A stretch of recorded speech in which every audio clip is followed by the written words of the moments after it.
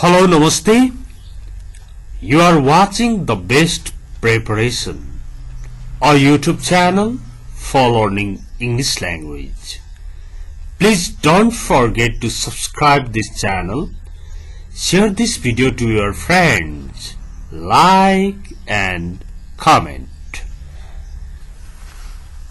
Today, I'm going to talk about the ways of giving self-introduction.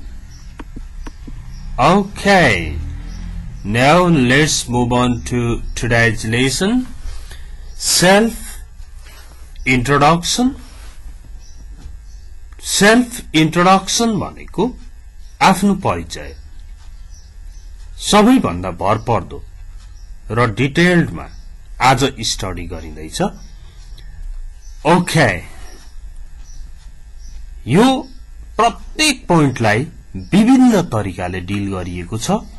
यो video अन्त्यसम्म हेर्न नभुल्नुहोला। अब where do you need to speak English? English बोल्नु कहाँ पर्छ? In different events, विभिन्न इभेन्ट्सहरुमा इंग्लिश बोल्नु पर्छ। जब इन्टरभ्यू, सेमिनार, कन्फरेन्स, वर्कशप, विभिन्न ठाउँमा अंग्रेजी बोल्नु पर्ने हुन्छ। इन कलेज, स्कुल्स, कम्पनीज, विभिन्न ठाउँमा अंग्रेजी बोल्नु पर्ने हुन्छ। त्यसको लागि तयारी गर्नुपर्छ र यो सेल्फ इन्ट्रोडक्सन मा चाहिँ यी पोइन्टहरु हुनै पर्छ। तपाईले इन्ट्रोडक्सन दिनुभयो, ओके, तर जति नै बोल्नुहोस् यी सबै कुराहरु समावेश नभएको इन्ट्रोडक्सन कम्प्लिट हुन सक्दैन। कुरा बुझ्नुभयो नि? कसैले मानु पोजिसनको बारेमा, कम्पनीको बारेमा धेरै बेर बोलिरहन सक्छ, तर आफ्नो एड्रेस बताउन भुल्यो उसले भने त्यो त कम्प्लिट इन्ट्रोडक्सनमा परेन। यिनै पोइन्टहरु हो, अगाडि भिडियोहरु पनि बनाएको छ, तर आजको भिडियोमा अत्यन्तै डिटेलमा यो कुरा क्वालिफिकेसनको कुरा, एक्सपीरियन्सको कुरालाई एकदमै विभिन्न डिफरेन्ट वेजमा एक्सप्रेस गर्न सिकाइएको छ।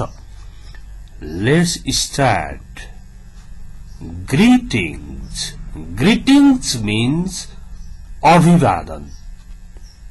अभिवादन त गर्नु पर्यो नि। हेलो हेलो भन्ने खालको। अब यो hello everybody,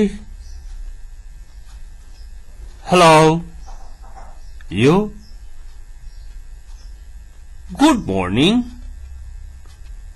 good afternoon, good evening समय अनुसार टक्क बोलिन्छ।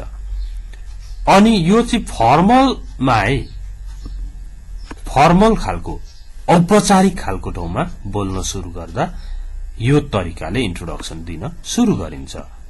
कुनै पनि एउटा भन्न खोजेको। इन्फर्मलमा what's up, what's up, what's good, hi, hi, यो यस्ता इन्फर्मल कुराहरु पनि हुन्छन्, तर हामीले धेरै जसो चाहिँ फर्मल अवस्थामा बोल्ने भएकोले यिनीहरु प्रयोग गर्नुपर्छ। यो भयो इन्ट्रोडक्सनको सुरुवात। Okay, greetings. अब हेर्नुहोस्, नेम बताउँदाखेरि पनि तपाईले यिनै फर्महरु प्रयोग गर्न सक्नुहुन्छ। र जस्तो दिस इटहरु युज गर्ने नगर्ने सबै कुरा आज गर्ने दिन छ। नेम बताउँदा आइम नाम भन्नुहोस् और आई एम भनेर नाम भन्नुहोस् और माई नेम इज और माई नेम्स भनेर माई नेम्स भनेर यो सर्टमा इजलाई नेम्स माई नेम्स भनेर सुरु गरिन्छ अरे। अनि दिस इज इट इजहरु चाहिँ बढी केमा प्रयोग गरिन्छ? टेलिफोन इन्टरभ्यू पनि हुन्छ, अनलाइन इन्टरभ्यूहरु पनि हुन्छ। त्यस्तोमा इन्ट्रोडक्सन दिँदा दिस इज राम श्रेष्ठ भन्दै बोल्न सकिन्छ होला हो। यसरी यो प्रयोग हुन्छ। अथवा if that is a mass meeting or very big conference and audience or participants are watching you on the screen, okay, you can say this is ani आफ्नो नाम हेर्नुस् है। अब यिनीहरु त सिम्पल कुरा हुन्। अब हेर्नुस् एड्रेस, मैले बारम्बार भन्ने गरेको छु यो ब्रिटिश प्रोनाउन्सिएसनमा एड्रेस एड्रेस हुन्छ भने अमेरिकन प्रोनाउन्सिएसनमा एड्रेस एड्रेस एड्रेस भनेर भन्छ।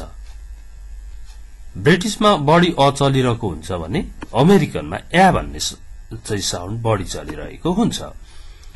अब हेर्नुस् त आई कम फ्रम बताउनुहोस् और आई एम फ्रम बताउनुहोस् कहाँबाट हो। अब यहाँ हेर्नुस् यसरी भन्ने पनि त चलन छ। I was born and raised in भनेर ठाउँ। I was born in India but यो चाहिँ सपोज तपाई चाहिँ ल दुबईमा एउटा कम्पनीमा कुनै एउटा मिटिङ छ, त्यहाँ इन्ट्रोडक्सन दिँदै हुनुहुन्छ, स्टाफ मिटिङ छ। तपाईले I was born and raised in Nepal भन्न सक्नुहुने भयो। अथवा सपोज दार्जिलिङमा जन्मेछ, धेरै साहित्यकारहरू आर्टिस्टहरू दार्जिलिङबाट नेपालमा आएर नेपाली नै हुनु भइसकेको छ हैन। वहाँ जन्मिनुभयो, यता हुर्किनुभयो भने कसरी भन्नुहुन्छ? माइग्रेट हुँदाखेरि यस्तो हुन्छ, I was born in India but raised in Nepal, यसरी बताउन सक्यो। ओके। अब यो ग्रू अप हुर्के भनेको म फलानु ठाउँमा हुर्के बढे, अहिले चाहिँ फलानु ठाउँमा बस्छु भन्ने यो पनि एकदम युजफुल छ। सपोज तपाई काठमाडौँ बस्नुहुन्छ, तपाई चाहिँ इलामबाट इलाममा हुर्किनु बढ्नुभयो। I grew up in Ilam but now I live in Kathmandu. Okay. यो बनाउनु पर्छ, तपाईले यही अनुसारको राम्रो एउटा इन्ट्रोडक्सन बनाउनै पर्छ। I grew up in Ilam, इलाममा हुर्के बढे, but now I live in Kathmandu, तर अहिले म काठमाडौँमा बस्छु। ओके। बेस्ड इन भन्ने चलन पनि छ, लिभ इन भन्ने चलन पनि छ। यो चाहिँ आफ्नो एड्रेस बताउने तरिका र यसमा तपाईले I'm originally from ... but now I live in ... okay यसरी पनि बताउन सक्नुहुन्छ तपाई जापानमा हुनुहुन्छ स्टुडेन्ट हुनुहुन्छ I'm originally from Nepal but now I live in Tokyo I'm on my student visa यस्तै गर्दै कुराहरु गर्न सक्नुहुन्छ यो एड्रेस बताउने तरिका अब हेर्नुस् कम्पनी र पोजिसन कसरी बताउने कम्पनी र पोजिसन बताउने तरिका हेर्नुस् है I work at for यो कलरमा दिएको छ नि पर्पलमा यहाँ चाहिँ तपाईले आफ्नो काम गर्ने कम्पनीको नाम यहाँ चाहिँ कुन डिपार्टमेन्टमा काम गर्नुहुन्छ डिपार्ट भनेको जस्तो प्रोडक्सनमा काम गर्नुहुन्छ कम्पनीमा भने प्रोडक्सन भन्नुहोस् सरसफाइमा हो भने स्यानिटेसन डिपार्ट हुन सक्छ हैन अकाउन्टिङ हुन सक्छ अकाउन्टिङ एन्ड फाइनान्स हुन सक्छ पर्चेसिङ हुन सक्छ किनमेलपट्टि हो भने मार्केटिङ हो भने मार्केटिङ डिपार्टमेन्ट हुन्छ यसरी department बताइदिने I work at Reedbed Institute in the marketing department अब Reedbed company भन्ने रहेछ अरे त्यहाँ चाहिँ तपाई चाहिँ प्रोडक्सनमा गर्नु हुँदो रहेछ भने I work at Reedbed company in the production department production डिपार्टमेन्टमा काम गर्छु अब के यो अलिक कन्फ्युजिङ भयो भने सिधै यो भन्दिनुस् I am a marketing officer at Reedbed Institute Reedbed company को तपाई चाहिँ मसिन अपरेटर हुनुहुन्छ I am a machine operator at Reedbed company म Reedbed company को heavy machine operator light machine operator केमा गर्नुहुन्छ त्यो टक्कसकले भनिदिनुस् अब कुनै होटलमा वेटरमा काम गर्नुहुन्छ नि I work as a waiter अब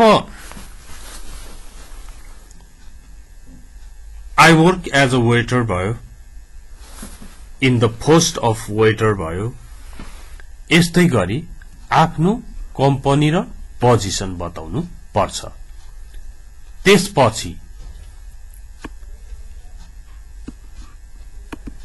आयो क्वालिफिकेसन बताउने तरिका योग्यता बताउने तरिका यो क्वालिफिकेशन्स को सन्दर्भमा के हुन्छ भने हाम्रो चाहिँ बीए एमए हो यस्तो पढेको हुन्छ हैन अनि अब यो ग्रेजुएट लेभल भन्ने पनि कन्ट्री अनुसार फरक हुन्छ नि ग्रेजुएसन भनेको ओके अब डिप्लोमा ब्याचलर हुँदै अनि पोस्ट ग्रेजुएट लेभलहरु हुँदै जान्छ डक्टरेट लेभलसम्म अब हाम्रो तवरले यो हुन्छ तपाईले मानु इकोनोमिक्समा बीए पढ्नु भएको छ भने नि I have a Bachelor of Arts degree in economics.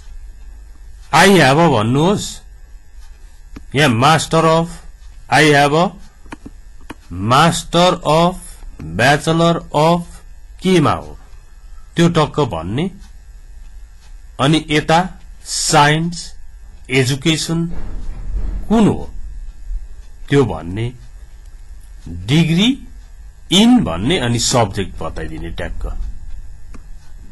यसलाई हाइलाइटै गरेर हेर्नुहोस् है यो भयो अनि यो भयो यो दुईटा चेन्ज गर्ने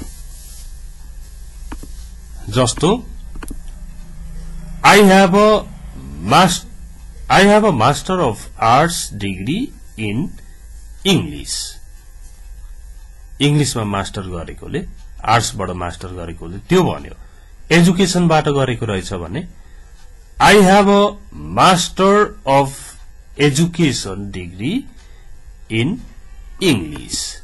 यसरी भने पनि भयो अनि जस्तो 12 पढेकोले हैन एसईई मात्र गरेकोले एसएलसी गरेकोले के भन्ने त भन्दा I've completed भन्ने कुन लेभल हो I've completed higher secondary level is 10 plus 2 भनी बुझाउनु पनि पर्छ अब अर्को तरिका हेर्नु है 18 महिने तालिम गरेको छ ल्याब असिस्टेन्ट को 18 मन्थ्स ट्रेनिङ गरेको छु भन्दा चाहिँ यो 18 मन्थ्स मा यस्तो बीचमा ड्याश दिएको वाला I've completed a 18 months course on lab assistant यहाँ के चेन्ज गर्न सकिन्छ भन्दा यसमा चाहिँ मानु यो यति चेन्ज गर्ने हो यो चेन्ज गर्ने अनि यो चेन्ज गर्ने ल हेर्नुस् I've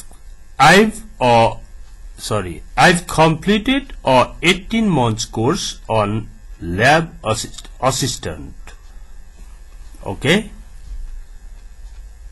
यसरी हुन्छ अब कहिलेकाहीँ त यस्तो 50 आवर्स को 59 आवर्स को कोर्सहरु गरेको हुन्छ नि 150 आवर्स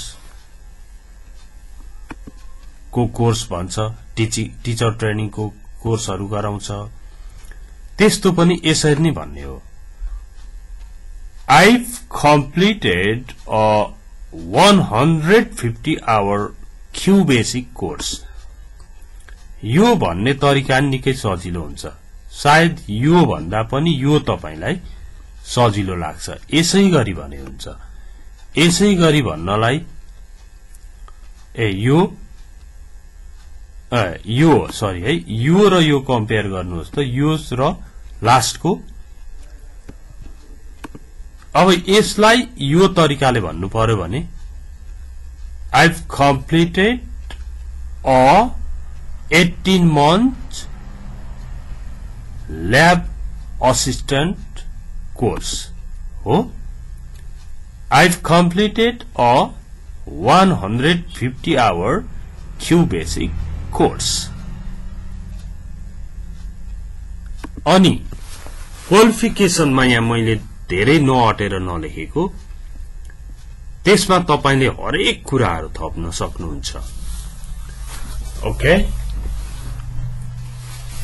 अब जस्तो I'm currently taking a course in on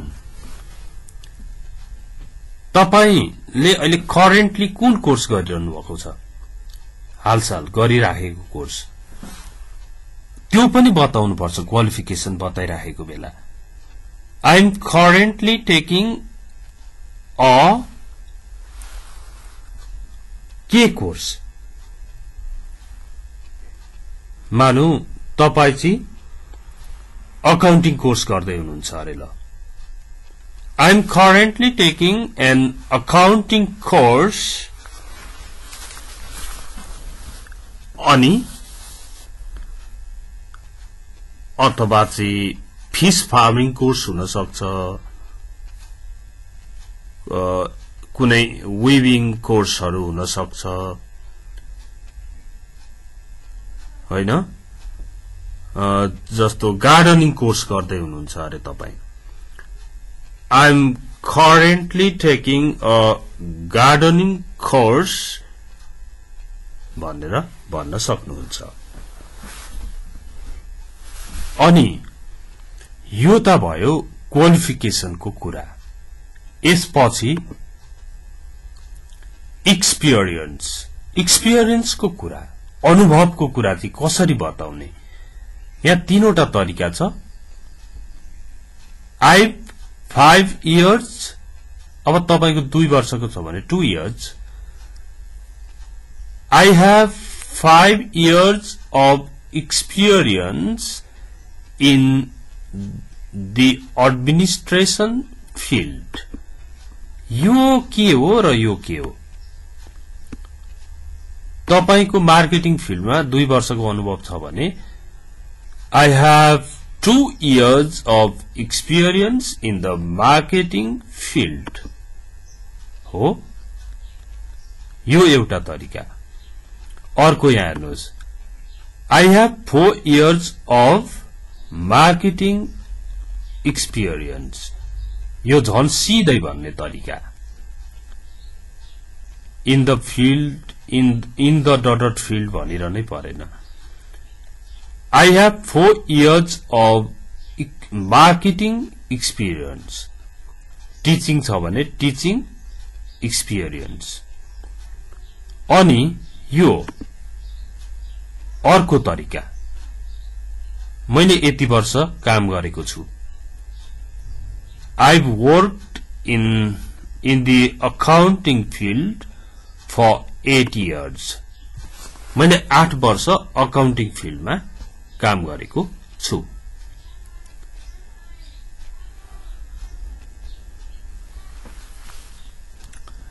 I have 4 years of selling sales को purchasing marketing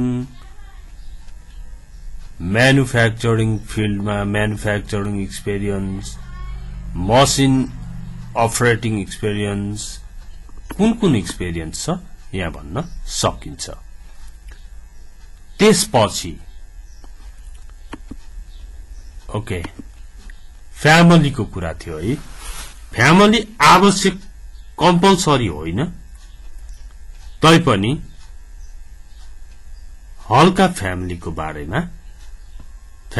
बारेमा भन्नु भए पनि हुन्छ सेल्फ इन्ट्रोडक्सनमा that's not compulsory you can talk about your family in short and sweet यसरी सेल्फ इन्ट्रोडक्सन कम्प्लिट हुन्छ okay यही अनुसारको इन्ट्रोडक्सन तपाईले बनाउनुहोस् यो भिडियोलाई रिपिट गर्नुहोस् अनि बल्ल धेरै कुराहरु बुझ्न सक्नुहुन्छ होला okay please don't forget to share this video to your friends like and comment thanks for watching it see you tomorrow bye bye